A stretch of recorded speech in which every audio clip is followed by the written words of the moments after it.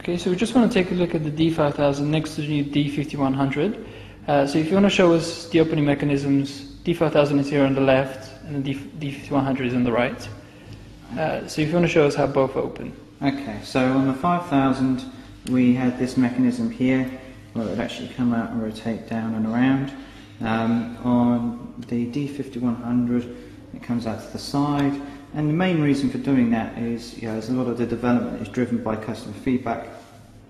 Some customers were saying that the tripod mount and in that location it was getting in the way, so in response to that we've now moved it to the side, which effectively puts it there. And I understand also the screen is quite a bit thinner. Can we put them side by side as well so we can... So you can see it, even though the screen is bigger, it's actually thinner in design. Right, it's 2.7 inches on the older model, 3 inches on the newer one. Yeah. Right? So much slimmer design, bigger as well, so on the screen. And also from this point of view, when you consider that this can do also 1080p video, it's kind of far more familiar for those of us that have used a camcorder before in the past, kind of quite familiar to composing off the side screen. Right, and you used to have this menu here on the left side. All these items are still available as hard buttons on the D5100, they're just repositioned. Yeah, the buttons have been repositioned. Some of this is from an ergonomics point of view. It allows you to get easy access to things like the info. So for instance, info button on there, I can easily turn that on and off depending on if I got my eye, want to put my eye there. But also information button here, if I press this one down, that allows me to kind of quickly scroll through and jump through menus, which you could also do on our other range of cameras as well.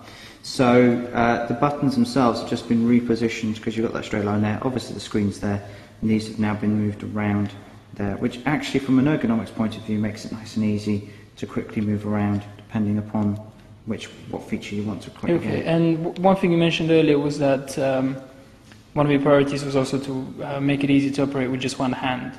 Yes, so from our point of view, often as a photographer, one of the most important things is being able to control the camera most easily and efficiently in those situations, because the last thing you want to do is be stepping away and constantly having to review the back. So we see this a lot, certainly our kind of pro cameras, where getting the moment is obviously very important, as it is for anyone taking pictures. So the ability now within one hand to control a vast number of features very easily and efficiently, without having to take your second hand, which is supporting the lens, away, makes it a much easier way to actually efficiently work your way through the camera.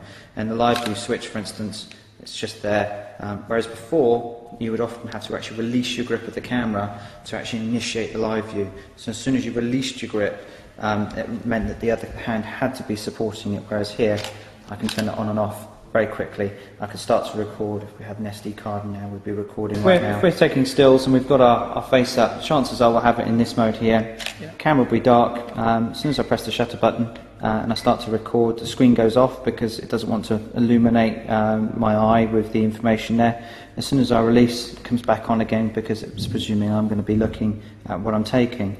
And all I would do is I'd take my eye away, press that button, and straight away I could start to record.